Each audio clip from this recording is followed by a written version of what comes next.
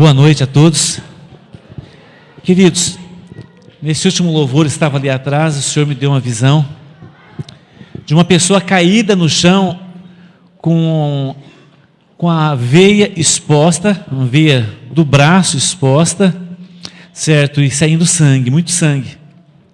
Quando veio um anjo e simplesmente colocou o dedo nessa veia, estanqueou o sangue, e aquela pessoa, ela passou a receber, né, a energia de Deus. Na palavra assim, que eu não gosto muito de usar, ela começou a ser energizada pelo Espírito Santo. E o Senhor trouxe duas palavras. Se você tem pensado, tem sido um pensamento repetitivo, colocar fim na própria vida, o Senhor manda falar que esse pensamento não vem de ti. É um pensamento implantado pelo diabo, e a intenção dele é destruir não só você, mas toda a sua família. Há esperança para você. Nem tudo está perdido. E o Senhor traz também uma outra palavra para pessoas que parece que não conseguem enxergar a luz no fim do túnel. Parece que tudo está tão distante. O Senhor fala, pega essa palavra como se fosse pão e come. Pega essa palavra que as tuas forças, elas voltarão e você vai ser dirigido pelo Espírito Santo e você vai conseguir se desvencilhar dessa situação e vai cantar a vitória e você vai pegar esse microfone e vai testemunhar dos feitos do Senhor. Deus abençoe, queridos. Amém. Amém. Boa noite. A paz de Cristo. Pastora Denise e o pastor Temístocles foram a um congresso em Fortaleza e me deixaram aqui incumbido de trazer a palavra para vocês. Então, hoje é comigo e com o Espírito Santo. E a missão Atos é isso, ó, o cego vê, os surdos vão começar a ouvir, as doenças já estão indo embora. A missão Atos é isso. Sempre foi, né, pastor Lúcio? Então, eu queria que vocês fechassem os olhos agora, curvassem a sua cabeça. Feche o seu olho, curva a sua cabeça. Senhor Deus, em nome de Jesus, Pai querido, o Senhor trouxe cada um que está aqui, Pai. O Senhor me trouxe aqui e agora, nessa noite, Deus, eu estou entregando para o Senhor cada vida que está aqui, cada mente que está aqui, clamando pela autoridade do nome de Jesus, que toda obra do inferno, toda obra do diabo que vem para roubar a concentração, Senhor Deus, é agora desligado, quebrado e anulado. Que essa palavra entre nos corações e frutifique, Jesus. E dê, Pai, muita vida. Amém. Amém. Irmãos, vamos abrir em 2 Reis. 2 Reis, capítulo 6. 2 Reis, capítulo 6.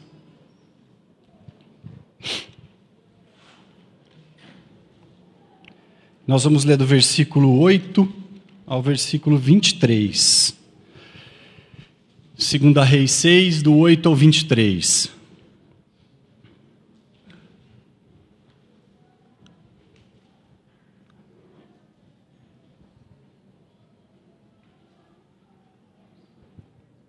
Segunda Reis 6, do versículo 8 ao 23.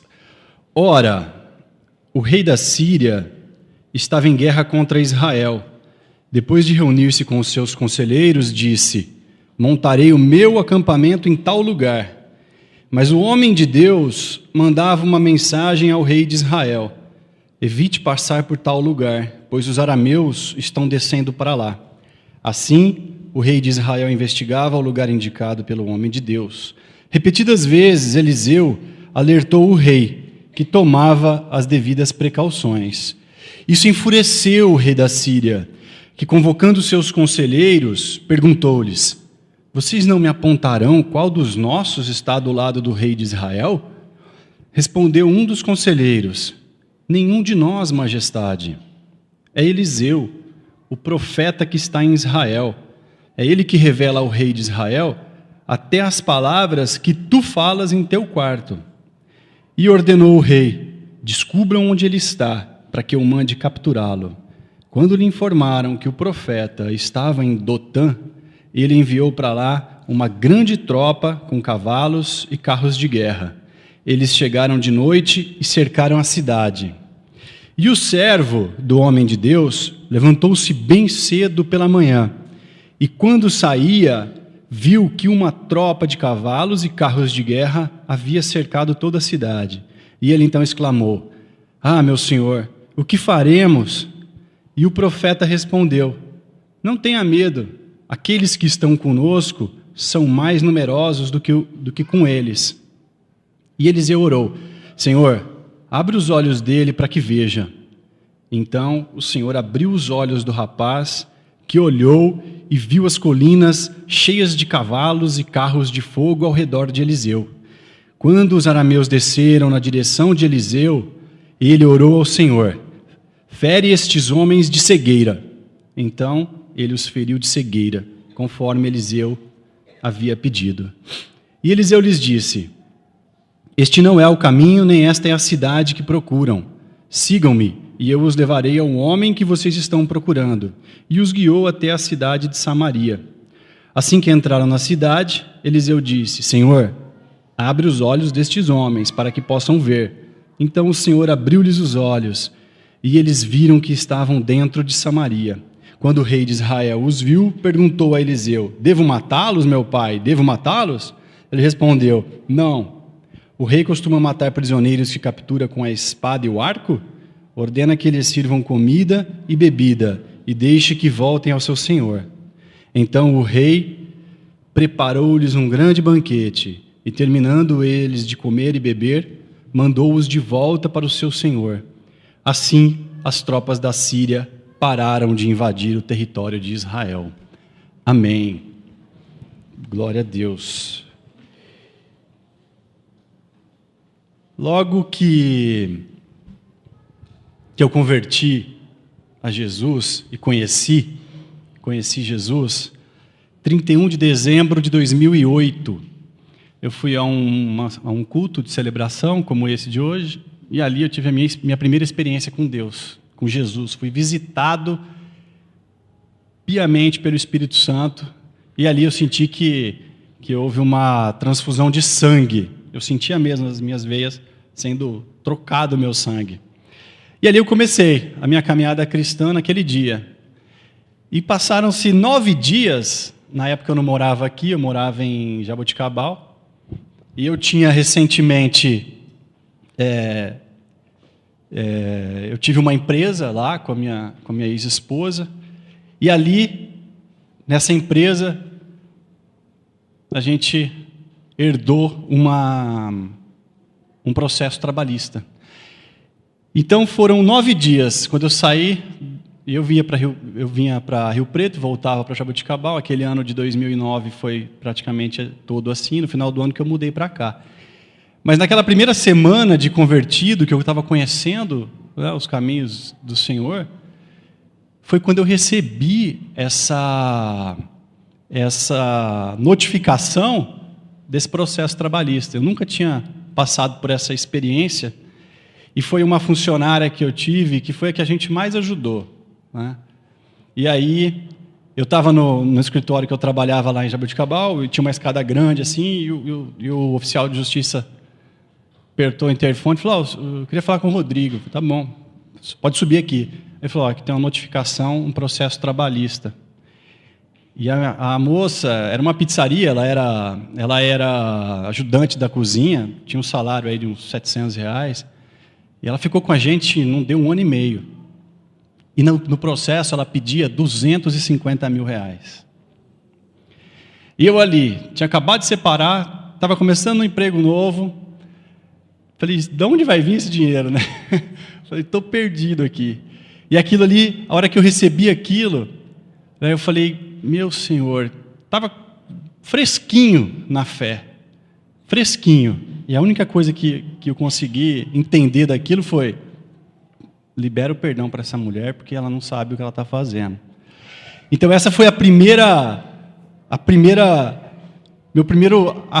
primeira afronta que eu recebi logo que convertido, e vem logo de cara. Então, quando a gente conhece o Senhor, e quando a gente começa a caminhar com Deus, e se dispõe a carregar uma Bíblia embaixo do braço, né, e afirmar publicamente, a gente começa a ser provado.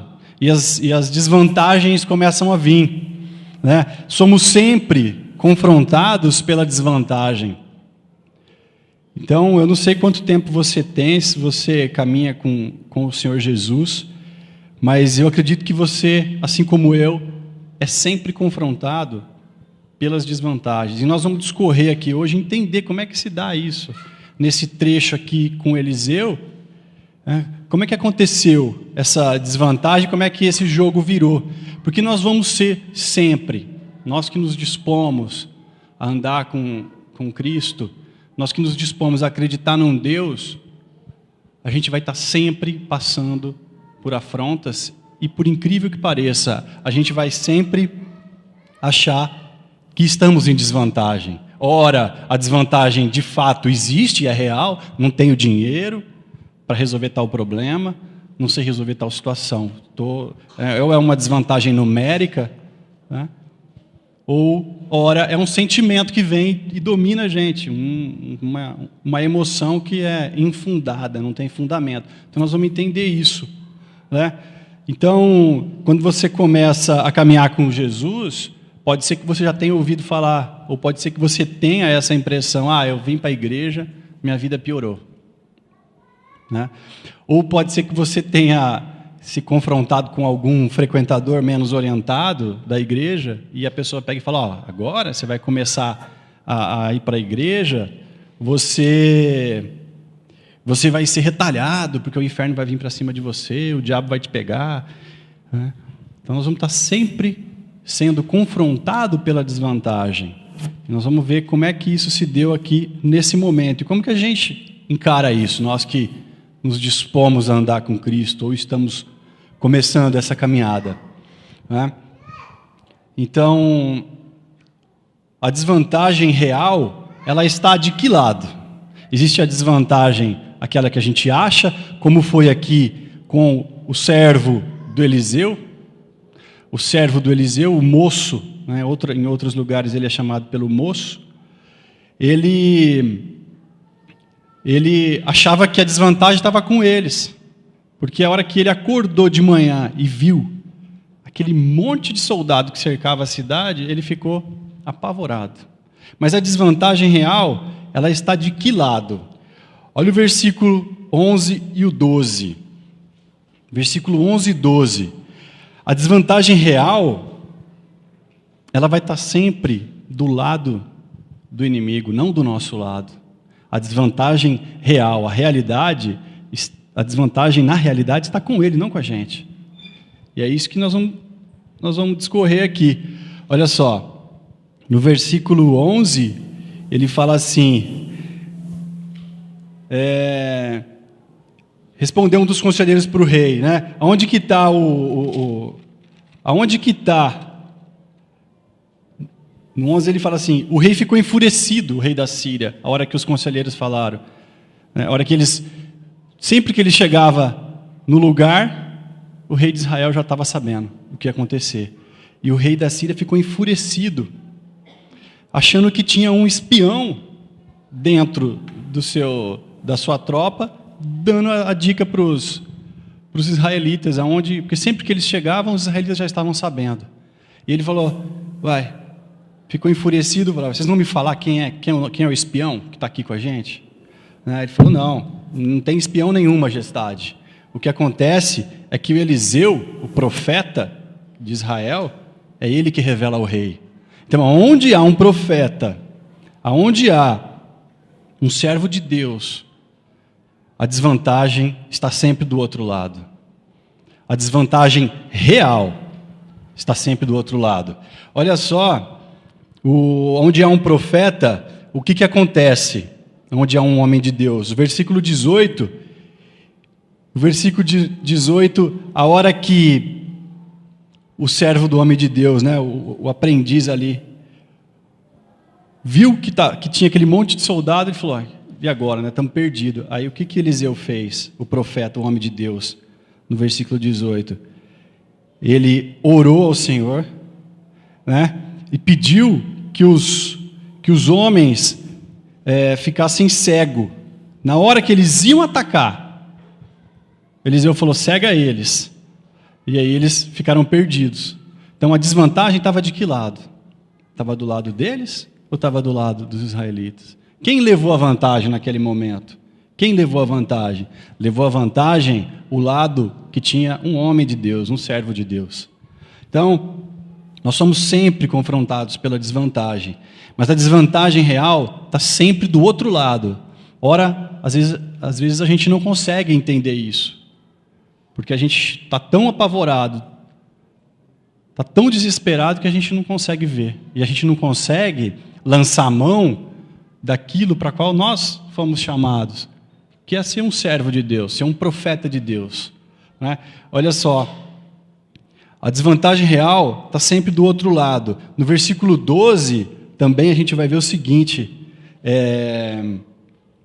a revelação, né, do profeta antevê a desvantagem. Onde tem um profeta de Deus, um homem, um servo de Deus, está sempre se prevenindo contra as desvantagens. Embora muitos não lancem mão disso, não usem isso, né? Nós não lançamos mão disso com tanta frequência como poderíamos lançar dentro da nossa casa, na nossa família, com a nossa esposa, ou com o nosso marido, ou com o nosso filho, ou com o nosso pai, ou com a nossa filha, de estar orando preventivamente pelas coisas. Então a desvantagem real vai estar sempre do outro lado, onde há um profeta, onde há um homem de Deus. Agora, por que a desvantagem real está sempre do outro lado?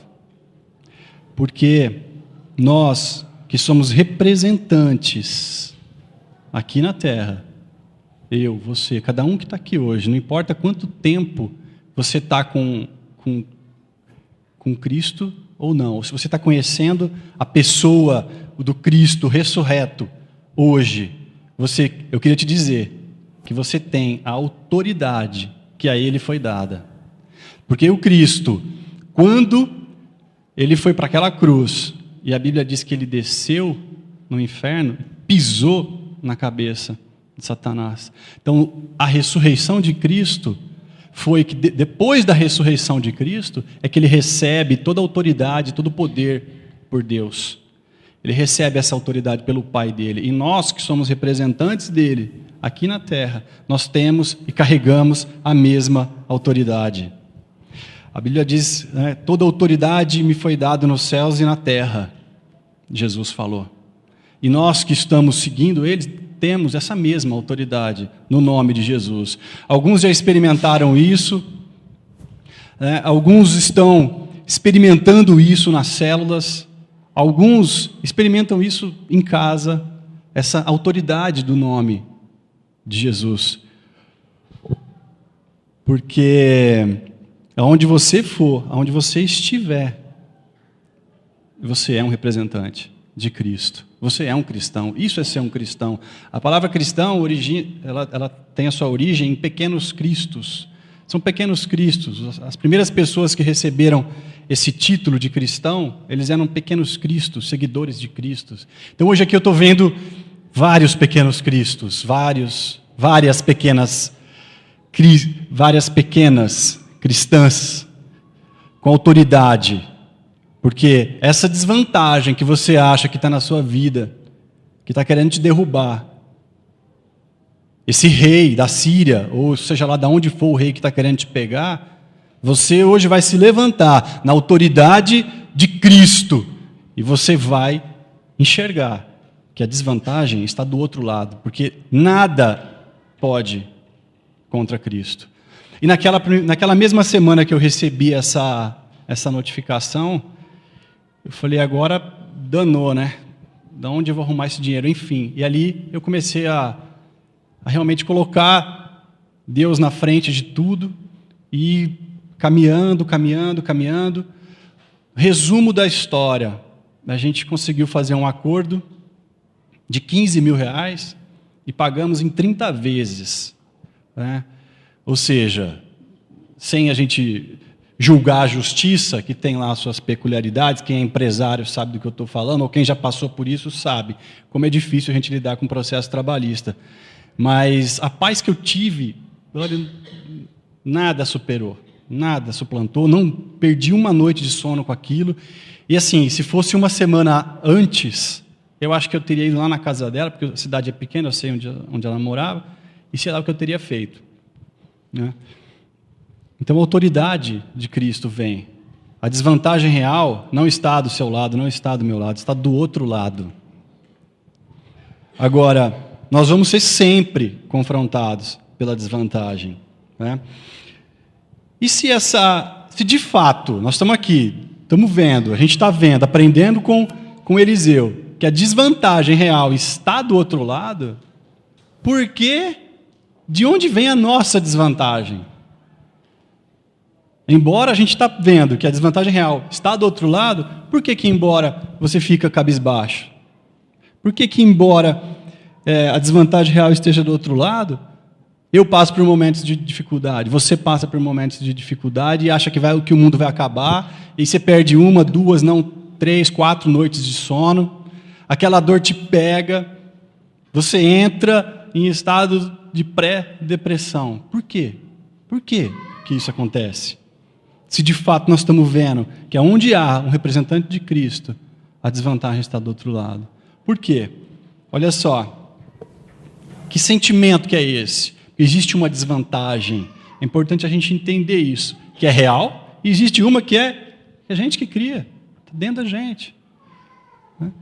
Como virar esse jogo? O que aconteceu aqui? O que o Eliseu estava ensinando para o seu ajudante? Quem anda com Deus está sempre aprendendo alguma coisa. E Deus vai sempre colocar alguém de carne e osso para você aprender. Vai sempre colocar alguém de carne e osso, cheio de problema também, para você aprender com ele. Assim como foi aqui, olha só. De onde vem essa nossa desvantagem, esse sentimento de desvantagem? Que esse ajudante, né, esse servo, lá no versículo 15, ele é tratado como o servo do homem de Deus. É o ajudante dele, é o ajudante do Eliseu. O Eliseu, ele tinha sido ajudante de Elias, mais para trás aqui na Bíblia. Quem conhece a história, né? Elias e Eliseu, sabe que Eliseu foi um dos discípulos de Elias. E quando Elias partiu, ele estava prestes a partir, Elias fez uma pergunta para Eliseu. Eliseu, o que você quer quando eu for embora? Não, eu quero a tua unção dobrada, tudo que você faz eu quero fazer em dobro. Mas você tem que estar perto de mim. E Elias é levado, né, pelo Senhor, e Eliseu pega a sua capa e começa ali um ministério e dá sequência ao treinamento dos profetas. Então tinha uma série de profetas ali em treinamento junto com Eliseu. E esse cara aqui era um desses, era um ajudante. Só que a gente vai ver que ele está relatado aqui, ele não é relatado como um profeta, ou como um homem de Deus, ou como um servo de Deus. Ele é relatado como o ajudante do servo de Deus. Então, de onde vem essa desvantagem? Por que esse cara entrou em pânico? Porque ele foi um eterno ajudante, um eterno candidato a profeta, que no caso era um profeta. Então essa desvantagem vem para nós, para você, vem para mim, porque a gente não assume a nossa posição e a nossa postura quanto homem de Deus, filho de Deus, homem de Deus e profeta de Deus. E a gente vai ver na sequência aqui da Bíblia, Eliseu não passa o seu legado para ninguém. Elias passou para ele, mas ele tinha uma série de ajudantes aqui, de candidatos. E Eliseu não passa o seu legado, fica um período ali sem profeta.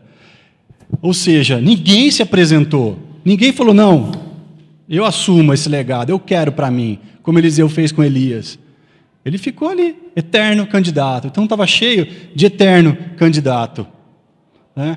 Não tinha para quem ele passar o bastão.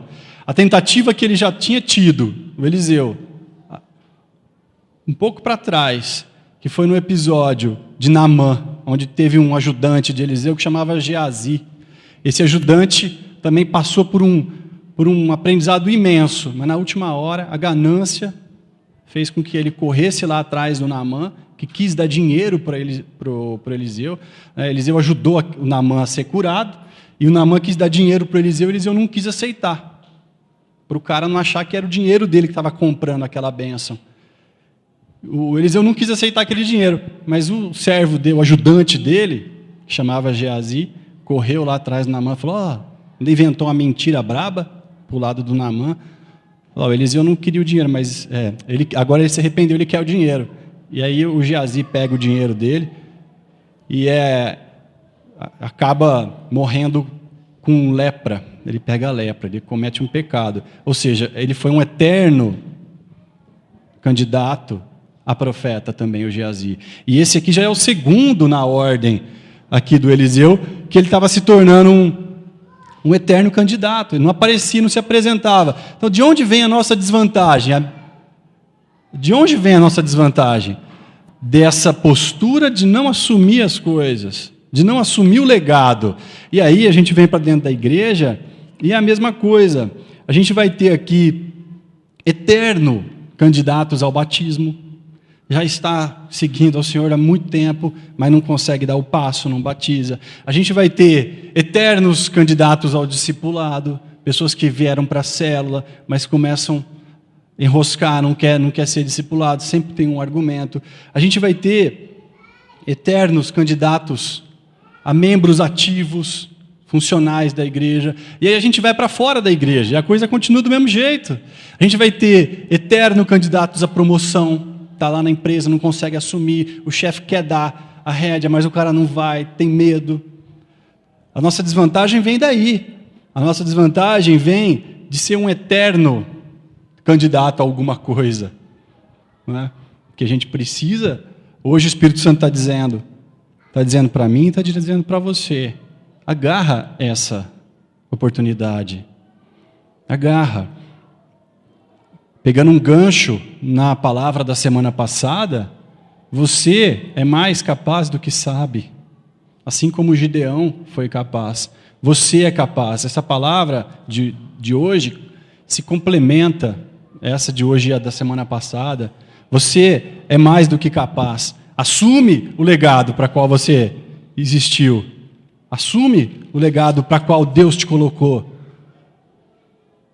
Aonde você está, no seu trabalho, na sua família, foi Deus que te colocou lá. Foi Deus. E Ele quer você lá. Então assume isso. Para de brigar, de querer mudar. Para de querer mudar o mundo.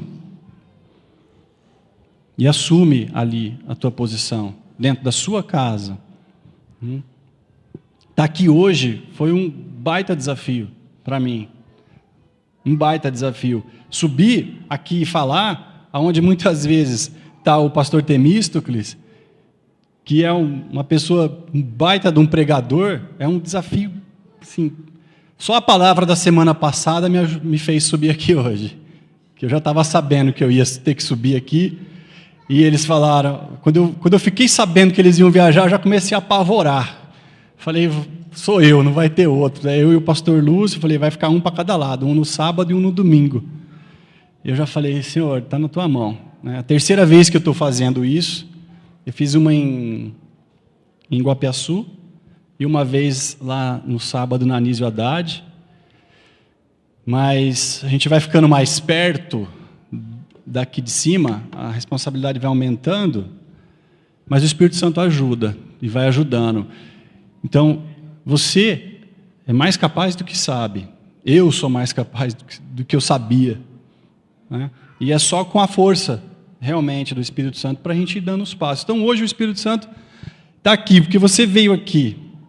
Você veio aqui, é você que está ouvindo essa palavra, e é sobre sua vida que Deus vai agir. Então, de onde vem essa desvantagem? Sermos eternos ajudantes, eternos candidatos a tudo na vida. E também ela vem do nosso desespero. Olha só, lá no versículo 15 também, que é quando o ajudante do Eliseu, quando ele acordou, né, e o servo do homem de Deus levantou-se bem cedo pela manhã E quando saía da casa, viu que uma tropa com cavalos e carros de guerra havia cercado a cidade. Aí ele exclamou: "Ah, meu senhor, o que nós vamos fazer?"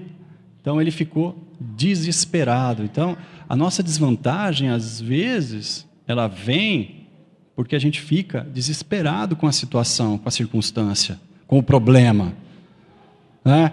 E não é para ficarmos desesperados, né? E já querer sair fazendo alguma coisa. Então, o que eu vou fazer?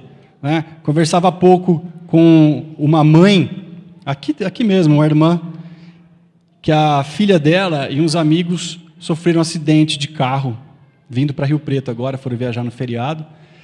E essa mãe, eu falei assim, né, eu já querendo entrar no desespero, né? Falei: "E aí, você já viu ela? A senhora já viu ela?" Não, eu só falei com ela por telefone, ela está bem. E o que a gente está fazendo estamos orando. Eles estão longe, estão lá perto de Itatiba, então não ia adiantar eles saírem correndo daqui, chegar lá, eles não iam conseguir fazer absolutamente nada diferente do que fizeram aqui. Ou melhor, aliás, aqui ficaram muito melhor. Colocaram em oração, inclusive a Juliana orou por essas pessoas, ela e mais 4 amigos, mais 3 amigos que estavam no carro. Então, essa é uma postura, entendeu, de um servo, de uma serva de Deus. Deu um problema, não desespera, vamos pôr o Senhor na frente. E eu tenho convicção de que eles vão chegar aqui são e salvos. Com uma ou outra sequela, talvez, machucou, tem um curativo e tal, mas estão vivos. O Senhor está lá, está cuidando. Então, a desvantagem vem, muitas vezes, desse desespero, né? Embora, às vezes, é preciso a gente correr e fazer algo, né? Às vezes é preciso você fazer algo, mas sempre é preciso você orar e colocar Deus na frente. Às vezes eu tenho que sair correndo, mas sempre eu tenho que pôr Deus na frente, naquele problema, naquela situação, né? A nossa desvantagem vem do desespero, né? E por que, né, nesse momento aqui? O mesmo cenário porque o servo do homem de Deus, o ajudante, saiu da casa, viu a cidade cercada e entrou em desespero. E o profeta também, ele saiu, viu também, e olha o que ele falou. Ele falou o seguinte, não tenha medo, está no versículo 16. O profeta respondeu para o seu servo, para o seu ajudante: não tenha medo, aqueles que estão conosco são mais numerosos do que eles. Então essa é a postura, né? Então a nossa desvantagem vem daí. Então por que o mesmo cenário e duas emoções tão diferentes, né? As duas pessoas ali, diante da mesma circunstância, mas um com uma visão completamente diferente da outra. A outra já querendo se enfiar dentro de um buraco, querendo apavorar, né? Então, a gente pode ter mais exemplos desse cenário. Passagem que Jesus está no barco com os seus discípulos, e ali a tempestade vem, e os discípulos apavorados, achando que iam morrer. Jesus levanta e fala: até quando, né, vocês vão ter essa pouca fé de vocês? E ele acalma a tempestade. Então essa é a postura que a gente tem para que a gente não embarque na desvantagem e não caia, né? Eu estou aqui lembrando de uma situação que eu passei na minha vida com a Juliana. Logo que a gente casou, ela teve uma crise de lúpus na época, e hoje a gente crê que ela está curada disso. E a gente passou ali, interrompemos a lua de mel, voltamos, e saiu do aeroporto, já foi direto para o hospital. E foram, assim, praticamente 30 dias de hospital, com UTI, assim, recém-casado, aquela coisa assim, né? Eu falei: Senhor, tanto tempo procurando, né, aguardando esse momento para casar, agora eu casei direito, né, porque até então tinha arrumado uns rolos para a cabeça. Falei: agora vem essa, né? E assim, ela ficou com risco de vida mesmo, né? Atacou o coração e pulmão cheio d'água, E aí, embora eu e a irmã dela, naquele momento, saímos para tomar atitude, tomamos atitude, fomos no médico, o médico falou, vai para a UTI agora. Naquela hora nós paramos, nós demos as mãos, nós entregamos tudo na mão de Deus, entregamos tudo, coisa que anteriormente não faria jamais. Então era uma questão de vida ou morte ali, eu assim, completamente impotente para tudo, o desespero quis tomar, até de certa forma até tomou um pouco a desvantagem, mas aí jogamos aquilo na mão de Deus. E ali, daquela hora, sim, parece que Deus foi abrindo os caminhos, colocou os médicos, colocou tudo assim. O que mais me chamou a atenção, mais me surpreendeu, foi o dia que precisou remover ela da Santa Helena para o HB, e teve que ir de ambulância, porque estava internado, e o enfermeiro que estava carregando a maca, a hora que chegou lá em cima na UTI do HB, o enfermeiro falou assim, cara, não, estava dentro do elevador, ele falou para mim assim, o que aconteceu? Nunca entrei nesse hospital tão rápido, ele falou. Esse cara de SAMU aí, não era uma ambulância não, era do SAMU, fazendo a transferência. Ele falou, nunca vi esse HB estar tão tudo aberto, assim, o elevador lá, quem já foi lá sabe, tem 6 elevadores, aquilo ali é um formigueiro de gente. E ela precisava ser transportada rápido, né? E o cara ficou aí, eu falei assim, ainda falei para ele, falei assim, tem alguém na frente nossa aqui, ó. Falei, tem alguém abrindo o nosso caminho.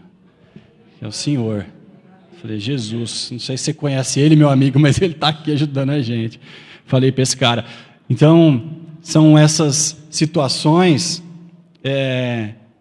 que vão fortalecendo e trazendo para a gente a convicção de que a vantagem real está do outro lado.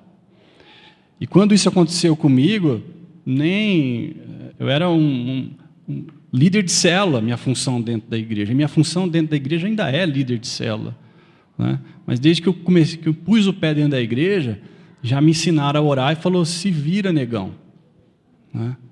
Então, esse aprendizado, essa prática da vida cristã, ela está aí para todos nós. Como estava lá. E aí, esse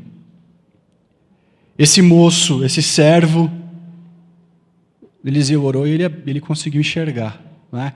Agora, nós vamos ser sempre confrontados pela desvantagem, embora a gente saiba que a desvantagem real está do outro lado, e hoje você vai sair daqui com essa convicção, a desvantagem real está do outro lado, você vai sair daqui com essa convicção, né? Embora estamos vendo de onde é que vem a nossa desvantagem, né?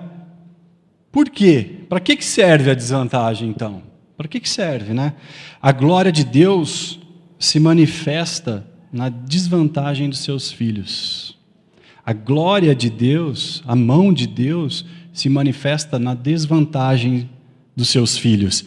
E agora eu vou voltar de novo na palavra da semana passada, quando Gideão estava ali para enfrentar o exército. Ele pegou 32, ele tinha um exército de 32 mil pessoas. E o Senhor falou para ele assim, não, manda os que estão com medo embora. Vocês estão lembrando, né? E aí ficou 10 mil, ele mandou 22 mil embora, aí ficou 10 mil. E aí o Senhor falou, não, ainda tem muita gente aí, eu preciso que fique menos. Manda os caras ir lá beber água no rio, que eu vou observar, você vai observar, quem enfiar o cabeção dentro da água, não serve, porque está desatento contra o inimigo. Agora, quem beber a água olhando, prestando atenção no que está acontecendo, esse você vai levar. E foram 300, vocês estão lembrados? Então foram 300 que foram lutar. De um exército de 32 mil, o Senhor falou para ir 300. Por quê? Porque aí sim eles saberiam que aquela vitória foi dada por Deus. Porque se eles vão em 32 mil, eles vão sair de lá batendo no peito. Nós que conseguimos, nós que conquistamos. Então, a desvantagem que Gideão passou ali, e ele saiu dali com uma baita desvantagem, era justamente para isso, para que a glória de Deus se manifestasse na vida dele. na vida dos seus filhos. E isso é assim até hoje, na minha vida e na sua vida. Então, as desvantagens para a qual você passa, para a qual eu passo, é única e exclusivamente para ser manifesto a glória de Deus e para que a gente tenha a nossa fé edificada, para que a gente cresça, Todas as passagens onde aparece discípulo e discipulador na Bíblia, né, seja com Jesus ou seja com qualquer profeta, é sempre para trazer um aprendizado para quem está começando, para quem está chegando, para quem é mais novo, né? E aí a gente precisa entender que, olha só, o Eliseu, no versículo 9, ele é chamado homem de Deus. No versículo 10, ele também é chamado homem de Deus. E no versículo 15, ele também é chamado homem de Deus. Ou seja, ele sai da postura de filho de Deus e assume a postura de homem de Deus. E a Bíblia diz para nós em João 1,12, que todos que recebem Jesus como seu único e suficiente Salvador, também recebem o poder de serem feitos filhos de Deus. A Bíblia fala que nós deixamos de ser criatura de Deus e passamos a ser filhos de Deus. E o que Deus quer com a desvantagem? Manifestar a sua glória e também que nós passamos e aceitemos a promoção de filhos para homens de Deus. Eliseu era um homem de Deus e ele tentava promover os seus profetas para homem de Deus e depois para profetas de Deus. Então essa promoção está aqui hoje à sua disposição, à minha disposição, nos tornarmos filhos de Deus, de nos tornarmos de filho para homem de Deus e sairmos da posição de homens, mulheres de Deus, para servo, serva, profeta de Deus. Então, a desvantagem, ela acontece na nossa vida para se manifestar a glória de Deus e para que a gente cresça. Para a gente cresça espiritualmente, para que a gente cresça, né? Filho para homem é uma grande diferença. Quem é pai sabe o que é isso. E nós todos que somos filhos, sabemos que é uma grande diferença entre um filho e um pai, né? Então, a glória de Deus se manifesta na desvantagem dos seus filhos. Os filhos transformados em profetas. Esse é o desejo. Eliseu é chamado de profeta também, nós vamos ver. A nossa vantagem não é no mundo visível, mas é no mundo invisível. Isso também é um dom, isso também é uma ferramenta, isso também é um benefício que nós temos e precisamos ter os nossos olhos abertos para isso. Assim como esse servo lá de Eliseu precisou ter o olho aberto para enxergar que a vantagem deles estava no mundo invisível, né? Nós também precisamos ter os nossos olhos abertos. E você, hoje, pode não saber, não entender muito bem isso, mas você também é um profeta, um servo de Deus. Falta, talvez, um pouco de ousadia em dar um passo, mas hoje nós sairemos daqui com os nossos olhos abertos. Cada um de vocês vai começar a enxergar a vantagem que tem no mundo invisível, porque é lá que está a batalha. É lá que está a batalha. E aí, a maturidade espiritual vai te trazendo isso. E você vai entendendo esse movimento. Então, a glória de Deus se manifesta na desvantagem. Senão, não tem graça. Se a glória de Deus se manifestar só nas vantagens, aí a gente bate no peito e fala que foi a gente que fez, né? Até hoje eu falo para a Juliana que, e sempre que a gente vai no consultório do médico, o médico que atendeu ela na UTI, eu falo assim: doutor, o senhor foi usado por Deus. Eu falo para ele. Não deixo de frisar. E ele sabe disso, né? Médico A gente tem visto já muitos médicos começando a crer na mão de Deus, e tem muitos, né? Isso é muito legal. A gente tem um pastor, inclusive, na Missão Atos, lá de Rondonópolis, que ele é neurocirurgião. Ele se converteu numa cirurgia, estava com a cabeça aberta da mulher, e aí ele fechou e falou, não tem o que fazer. E puf, a pessoa sobreviveu àquela cirurgia, né? Imagina, um cara que está ali, praticamente com o dom de matar e de fazer viver a pessoa, ele se viu rendido a Deus, e ele já estavam falando de Jesus para ele, e ele se converte. E é fantástica a história dele. Era uma desvantagem, e Deus se manifestou na vida dele, e vai se manifestar na sua. Então, tudo que você está passando hoje, Deus vai se manifestar na sua vida. A glória dele, e você vai reconhecer a mão dele na tua vida. Não importa o que está acontecendo. O Espírito Santo está falando assim, não importa o que está acontecendo, não importa o que estão querendo fazer com você. Viu? Olha aqui, abre o olho, olha só. E ele disse para o servo, abre o olho. Ele orou, ele abriu o olho e ele viu. Então abre o seu olho. O que nós estamos em número muito maior do que eles. Então, e o benefício, né, que a gente tem, que o rei de Israel, o rei da Síria, ele, a hora que ouviu falar que tinha um profeta lá, ele ouviu falar que tinha um profeta, Eliseu, que enxergava as coisas. Ele falou, eu quero esse cara para mim. Eu quero esse cara do meu lado. Uma baita arma, uma ferramenta, aí, um canhão que eu posso ter do meu lado, do meu exército. E ele quis ir lá para capturar esse profeta. Então, muitos querem ter esse profeta por perto, né? E nós temos o benefício de sermos esse profeta. Então, não sei quanto tempo você tem de caminhada com Deus, mas hoje Deus está te dizendo, eu quero te transformar num servo de Deus, numa serva de Deus. Amém? Então, somos sempre confrontados pela desvantagem. Sempre. Mas a desvantagem real está sempre do outro lado, onde você estiver, porque você é um profeta, um servo de Deus.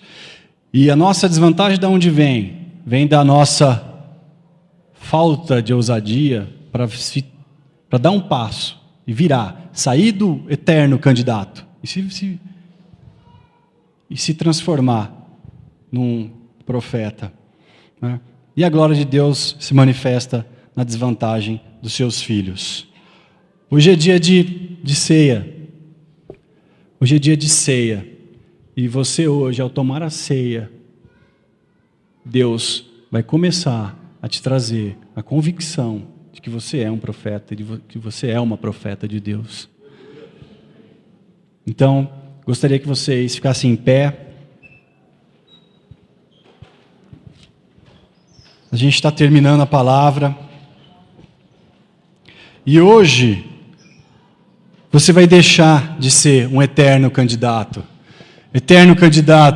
a profeta, eterno candidato a batizar, eterno